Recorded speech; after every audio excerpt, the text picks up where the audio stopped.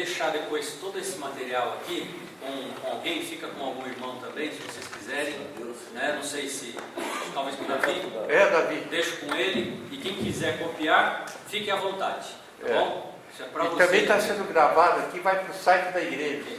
Tá bom. Quer dizer, todos os painéis estão sendo gravados já. Muito bem, vamos lá que o nosso tempo está passando. Já passou os minutos. Já passou um pouco. Vamos tentar falar um pouco agora a respeito e dar uma ideia do que é o pensamento oposto, né? A ideia, a teoria da evolução. Então ela tem ocupado a mente do ser humano atualmente, tem tomado lugar, infelizmente, na mente do ser humano em relação à origem de todas as coisas, do universo, inclusive da vida do ser humano. É provável que vocês já tenham visto um diagrama como esse na escola, né? Antigamente usava-se mais uma ilustração como essa aqui em cima, né? Mostrando que um ancestral há algum tempo atrás do ser humano era o macaco, né? E que depois de sucessivas evoluções durante um período de tempo muito grande, então nós chegamos no que é chamado Homo sapiens, o homem moderno, né? Hoje em dia, esse diagrama ele é mais usado e ele tem uma característica interessante lá, que ele faz com que todas as espécies conhecidas hoje convirjam para um ancestral único, comum. Então a ideia é que lá há milhões de anos atrás, o que existia era um ser vivo, porém muito simples, né? E essa ideia vai constantemente aparecer no pensamento evolucionista, muito simples, e que por processos aleatórios que foram acontecendo, num determinado momento, esse ser muito simples, ele começou a apresentar estruturas um pouco diferentes, mais complexas, não tinha pata antes, agora passa a ter uma pata muito simples, mas já é um órgão diferenciado, ok? E disso surgiu então um filo, né, uma linha evolutiva, onde, por exemplo, de onde vêm hoje os tubarões, né? Os peixes marinhos.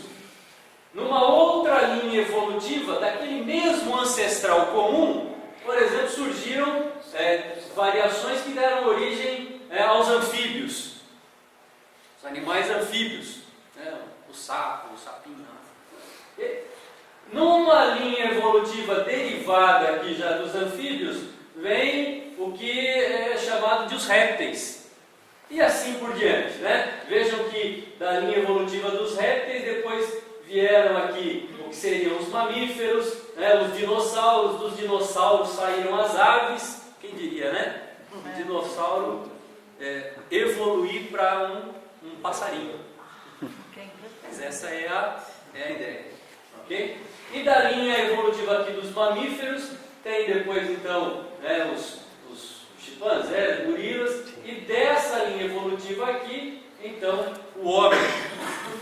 Então é um pensamento, é uma ideia um pouco mais rebuscada em relação a simplesmente dizer que o homem vem do macaco. A verdade é que isso é um complemento, é uma extensão dessa ideia, mostrando que todos os seres vivos têm um ancestral comum. Ok? Bom, eu fiz questão de colocar no material como esse pensamento ele evoluiu no tempo. A ideia começou um pouco antes, mas Lamarck, e é provável que todos tenham ouvido esse nome na escola, né? Jean-Baptiste Lamarck viveu lá 1744 até 1829 e ele colocou algumas ideias. Algumas perduram até hoje, outras não, outras já foram abandonadas. Por exemplo, ele disse que os seres vivos se transformam de geração em geração, se transformam lentamente, né? Começam a apresentar variações lentas E justamente por isso a questão a teoria da evolução, ela necessita de um intervalo de tempo muito grande. E por isso vai se falar constantemente de milhões e milhões de anos. Coisa que nós vemos pela Bíblia, isso não é verdade.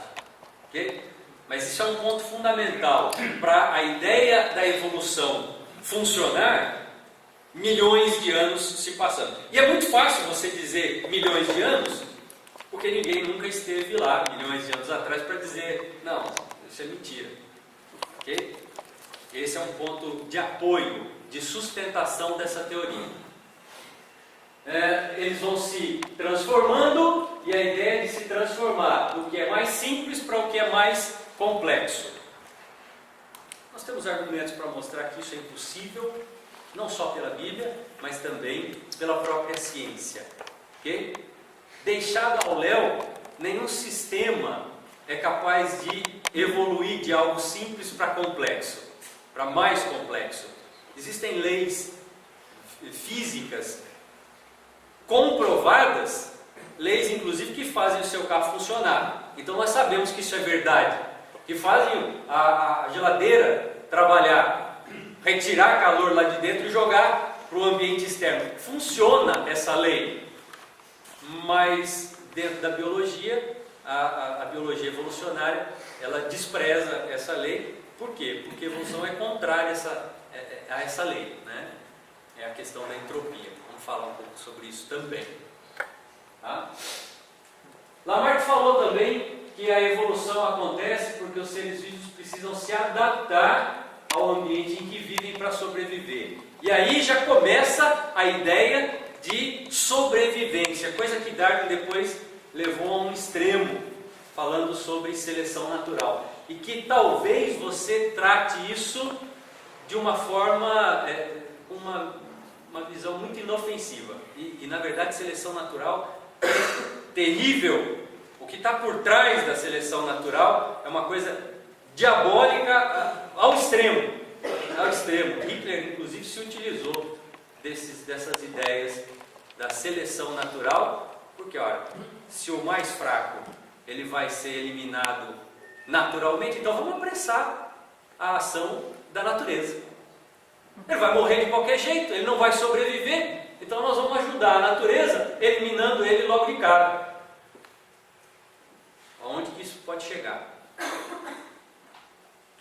Lamarck falou também que as adaptações que foram acontecendo durante muito tempo, elas seriam transmitidas hereditariamente para os descendentes.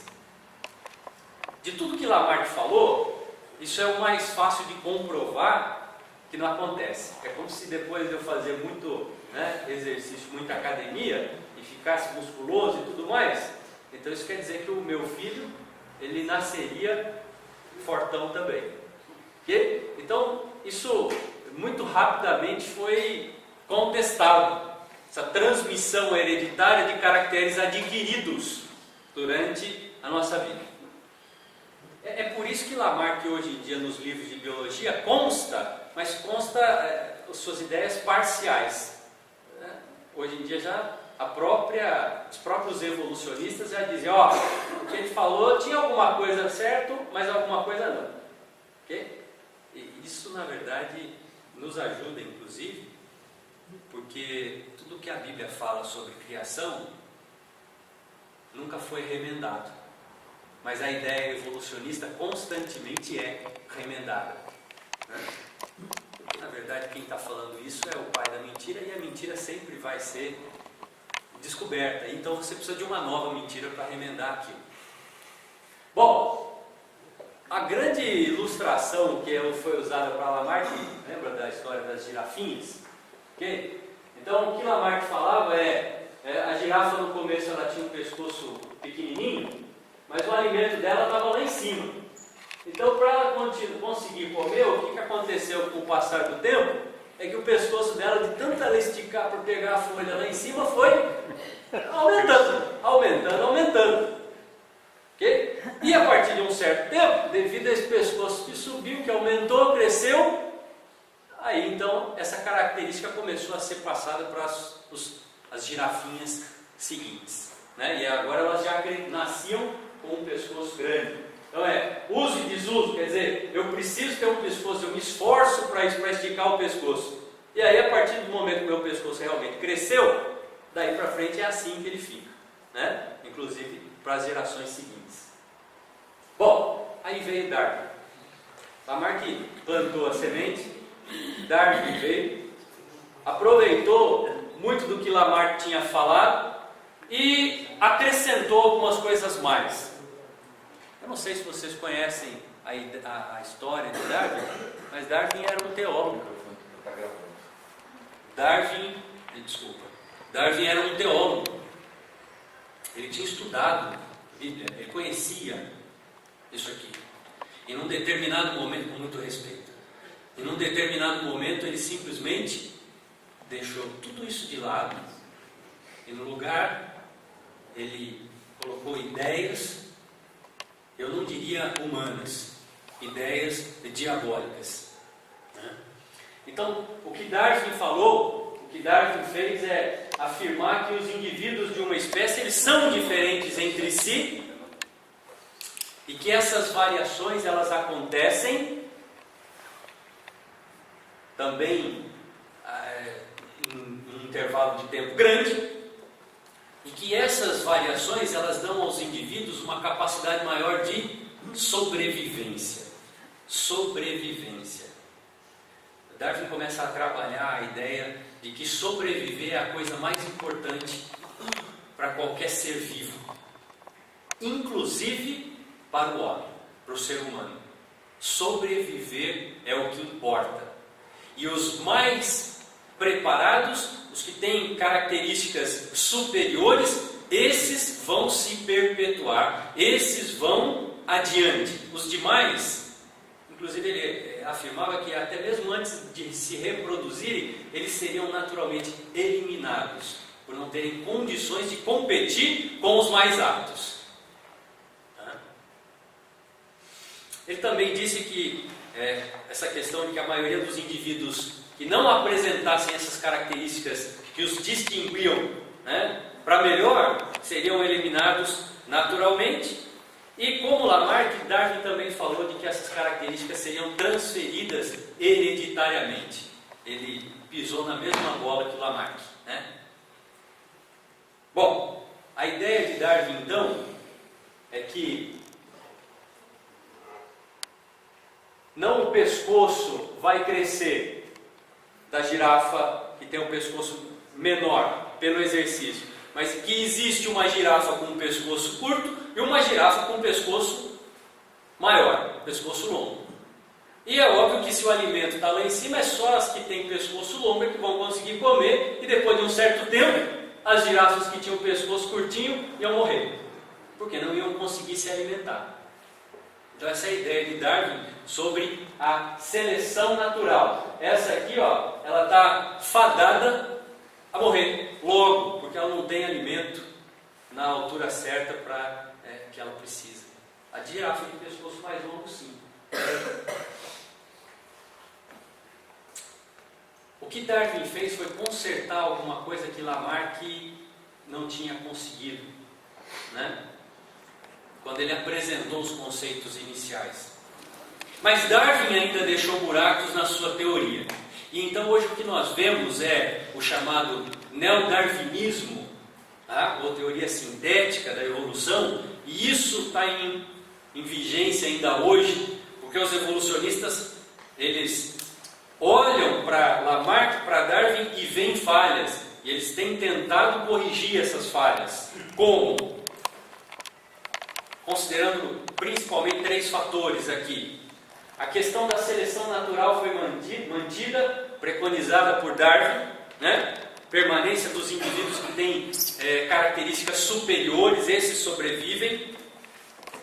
Mas aqui então, com o advento do estudo da genética, ela foi introduzida na teoria da evolução para explicar como que aquelas variações aconteciam.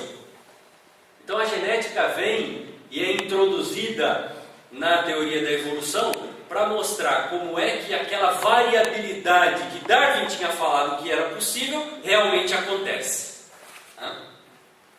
E então, surge aqui a questão das mutações, como prova de que realmente os seres evoluem. Eles vão se modificando, e a genética mostra isso, pelo menos na cabeça dos evolucionistas. Ok?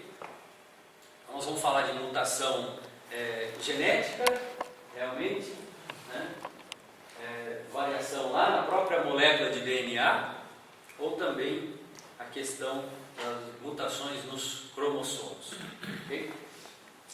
E fala também, o neodarwinismo introduz a ideia de que o primeiro ser vivo, nem Lamarck nem Darwin tinham tratado disso, mas o neodarwinismo vem falar um pouco sobre a origem da vida. Os dois anteriormente não tinham se preocupado em explicar como a vida surgiu, mas simplesmente como ela evoluiu. Atualmente essa é uma preocupação dos evolucionistas. Tá, tudo bem, se evoluiu, que esse pensamento seja aceito, mas evoluiu a partir de onde? E daí? Então, para evitar que alguém coloque, então aqui houve a ação de um criador? Não. Então nós vamos fazer o seguinte, inclusive daqui nós vamos tirar Deus de cena. E a vida surgiu, na verdade, de elementos que não tinham vida. Então é mais um absurdo que é colocado. Vida surgindo de elementos que não têm vida, né? Chamada abiogênese, elementos inanimados. E se você pegar material ensino médio, ensino fundamental, ensino médio, nós vamos ver uma experiência que foi feita e que, entre aspas, comprova a biogênese. Comprova. Você já viu isso, né? Está concordando. Está no livro lá, está sendo ensinado. Comprovado cientificamente. Mentira! É uma farsa. E nós vamos ver o porquê disso. Por quê? Que vida vem de coisas que não têm vida. Então, a ideia é que o neodarwinismo ele vem se apoiar principalmente nessa questão das mutações, né? É o que ela acrescenta. Um resumo do pensamento evolucionista, então, atual. Depois de ter passado por várias etapas, Lamarck e Darwin, chegando aos dias de hoje, o que nós encontramos em relação à evolução? Todas as espécies estão em constante transformação. É isso que é pregado. Essas transformações são imperceptíveis num intervalo de tempo pequeno, mas ao longo de muito tempo isso acaba fazendo diferença. Então, nós vamos usar de novo o artifício de muito tempo passando e a impossibilidade de você realmente confirmar isso. É uma suposição. Depois de muito tempo passando, essas pequenas alterações elas vão se acumular, causando um impacto e que inclusive faz com que uma espécie se transforme em outra. Depois de um período de tempo muito grande, essas modificações então dão origem a espécies novas e mais complexas.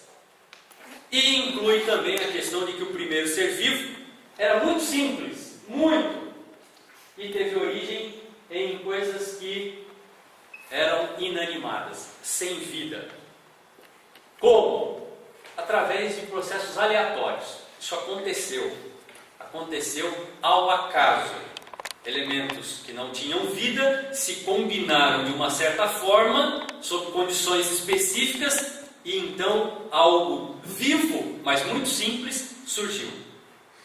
A partir daí então, esse elemento, esse ser vivo, extremamente simples, em milhões de anos passando, começa a adquirir características mais complexas, chegando então ao que nós conhecemos hoje, dessa diversidade de vida existente no nosso planeta. A conclusão que a gente chega então é que isso precisa de mais fé do que para crer no... Você olhou aqui porque eu tenho um slide que fala disso. É preciso muita fé para acreditar nisso. Mais fé do que nós para acreditar no que a palavra diz. Exatamente esse é o ponto.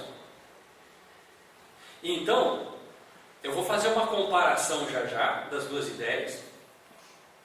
Os evolucionistas dizem que a ideia do criacionismo, ela tem um fundamento religioso e o evolucionismo tem um fundamento científico. Mentira! Mentira! Não tem nada de científico nisso.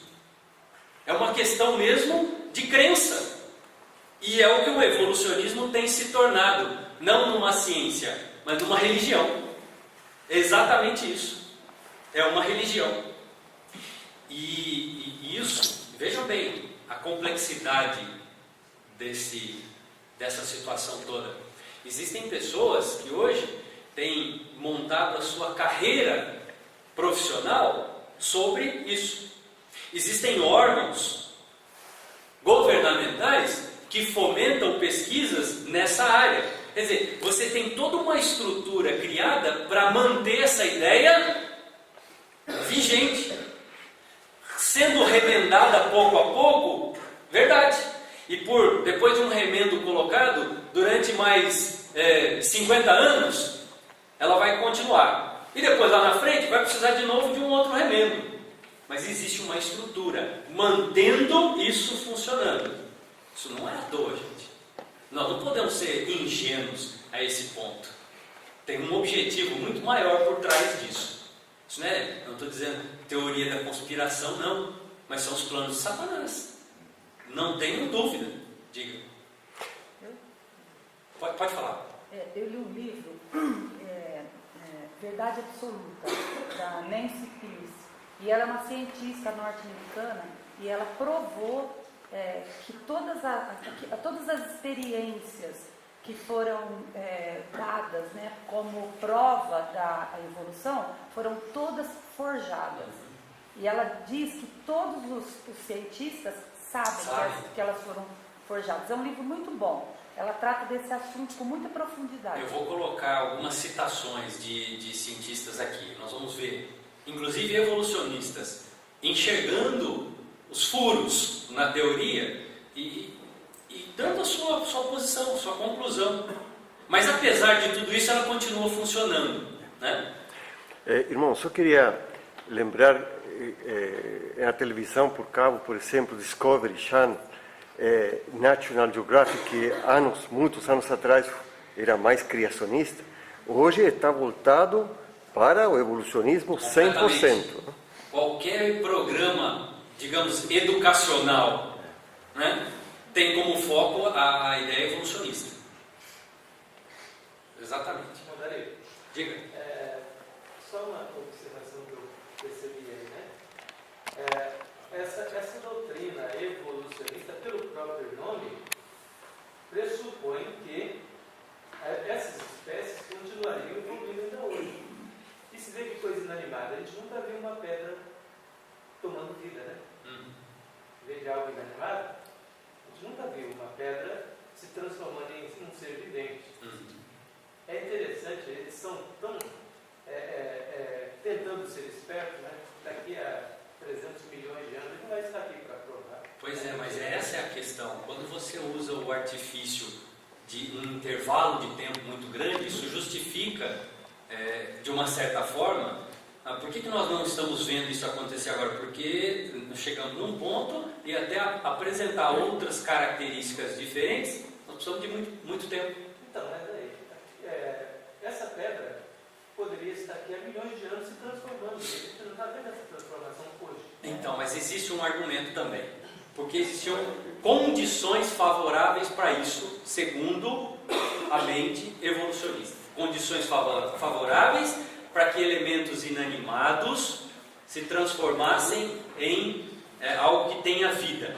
E o que eles dizem é que essas condições não existem mais hoje. Nós vamos ver isso, usado a questão da atmosfera, né, o que eles chamam de terra primitiva. Como é que era a atmosfera lá? Okay? Nós vamos falar sobre isso. Então, são as desculpas que são colocadas.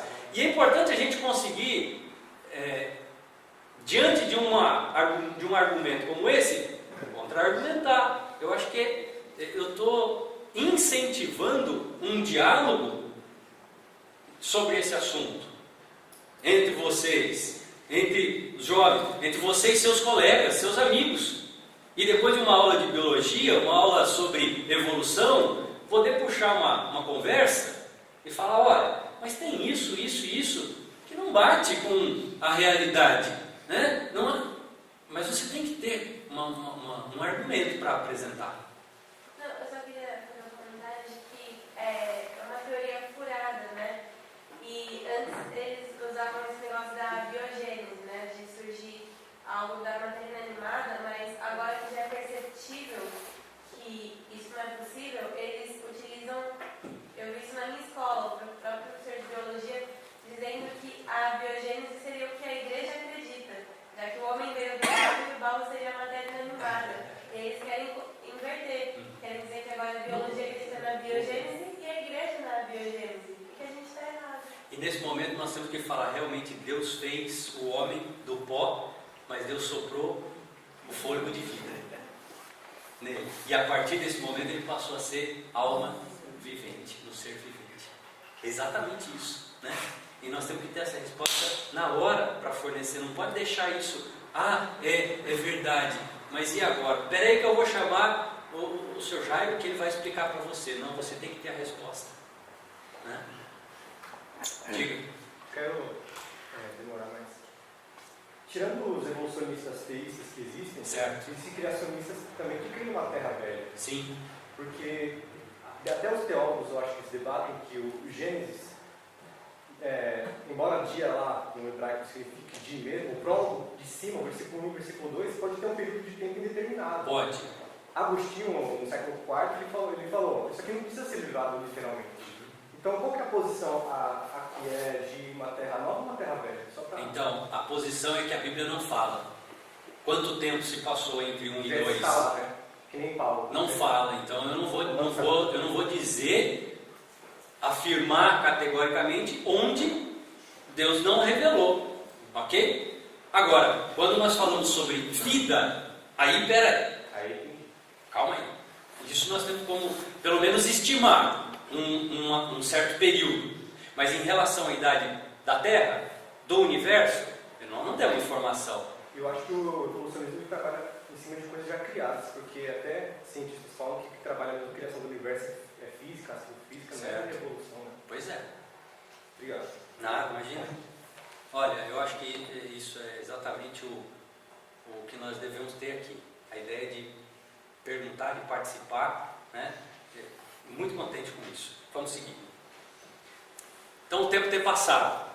Cada dia a mais nós vemos essa teoria assumindo a forma de uma lei. São coisas muito diferentes. Uma teoria de uma lei. Uma lei comprovada, aquilo funciona realmente como tem sido descrito. Evolução não é uma lei, mas tem sido tratada como tal. E tem sido apresentada dessa forma. É algo inquestionável. Está definido. É assim. Tá?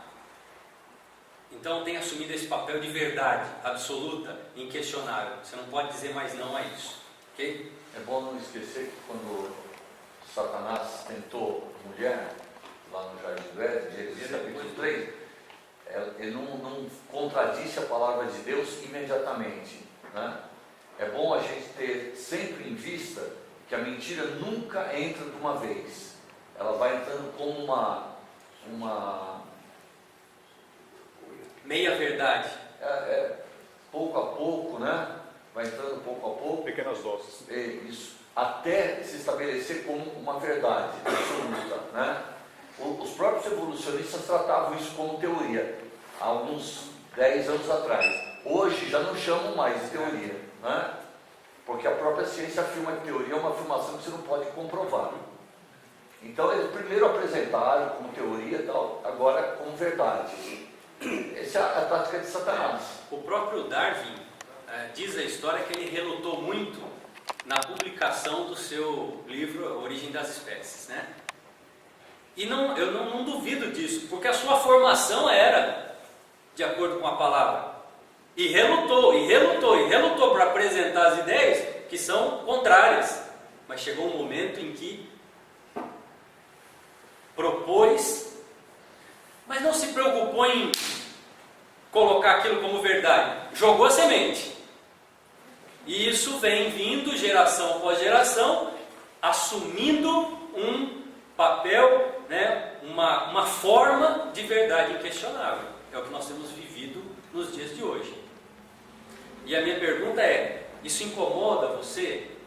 Quando você ouve, quando você é questionado sobre isso, ou quando essas falsas verdades, né, essas mentiras são direcionadas para você, isso incomoda você? 1 Coríntios capítulo 4, versículos 1 e 2, vamos ler. Eu creio que nós devemos estar preparados, como o apóstolo descreve aqui. 1 Coríntios capítulo 4, versículos 1 e 2. Assim, pois, importa que os homens nos considerem como ministros de Cristo e dispenseiros dos mistérios de Deus. E ora, além disso, o que se requer dos dispenseiros é que cada um deles seja encontrado fiel. Muitas aplicações podem ser feitas com esses dois versículos, mas eu creio que uma delas serve para nós nesse momento, né? Os homens têm que nos enxergar, o mundo aí fora, como aqueles que detêm a verdade. Verdade essa que vem do nosso Deus. E nós temos que estar prontos e preparados para apresentar essa verdade, inclusive sobre a origem de tudo. Mas é necessário que nós sejamos encontrados fiéis nisso. Eu estava pensando, encontrados fiéis.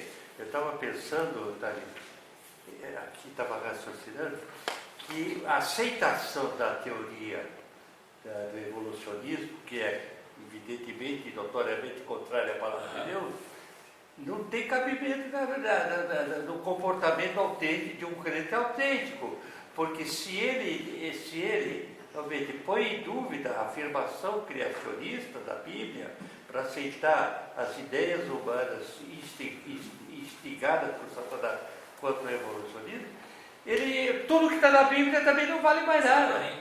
Se aquilo não é confiável, o resto também não é. Então, como é que fica o plano da salvação? Tudo cai por terra. Daí a habilidade satânica.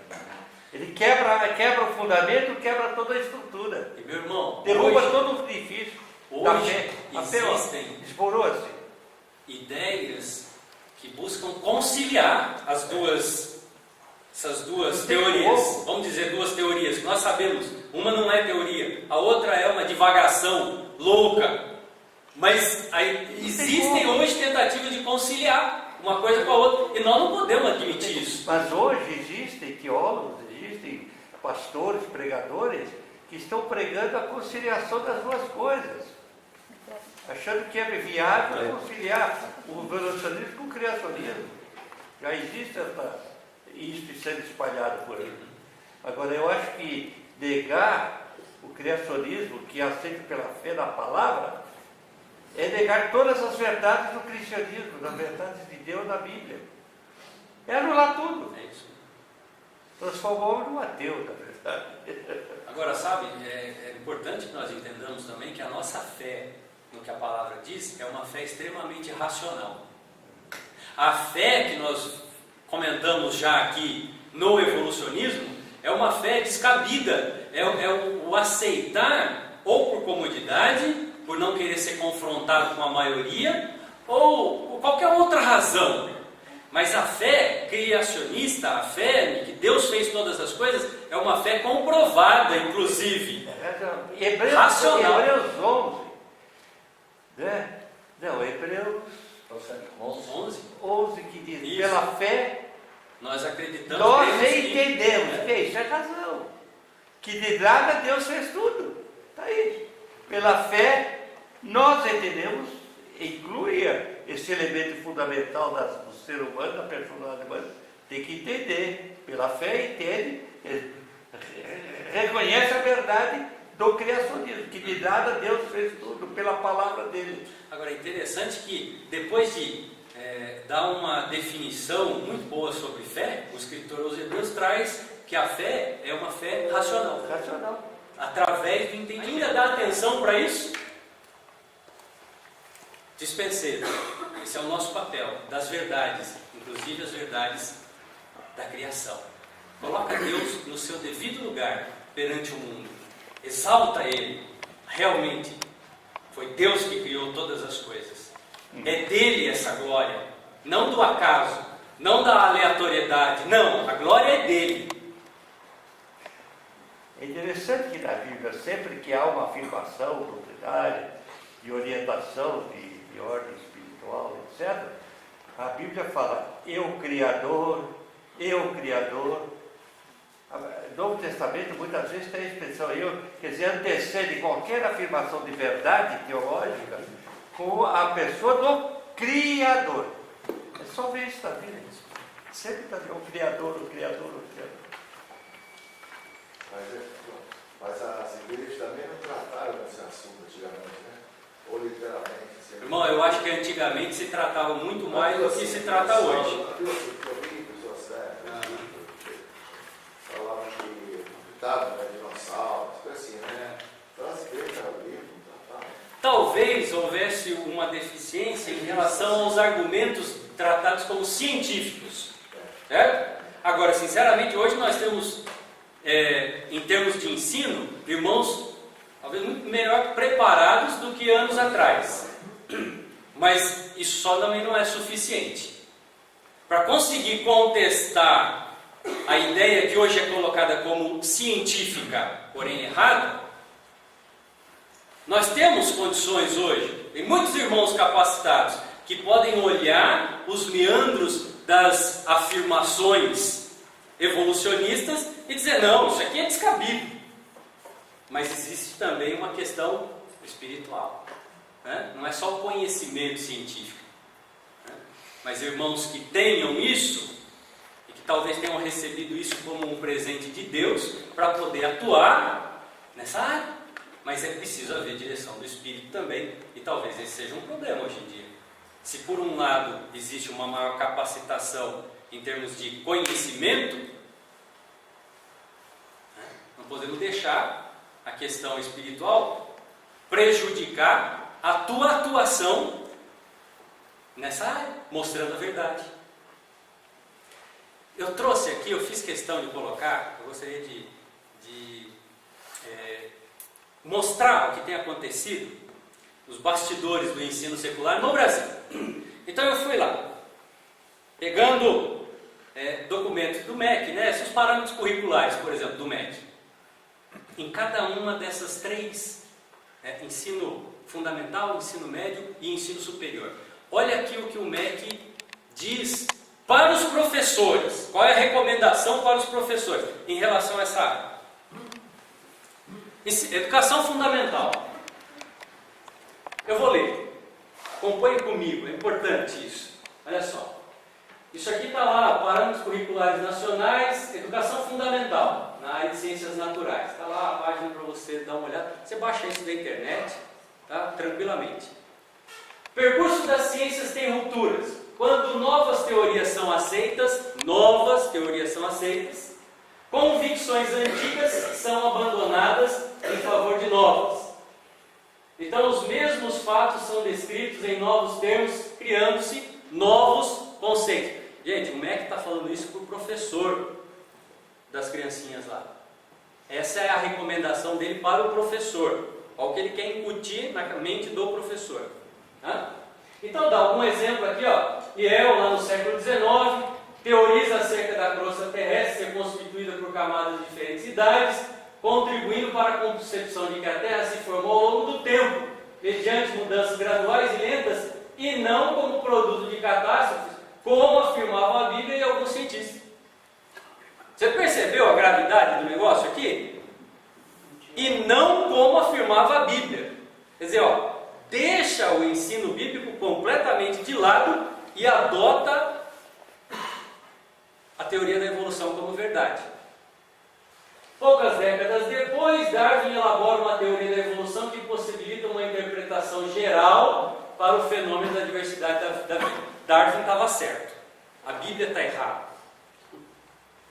Veja espremendo aquele texto todo, que a gente tira de pontos fundamentais. Os conceitos antigos devem ser deixados de lado, principalmente os bíblicos. Tem que entrar coisa nova no lugar.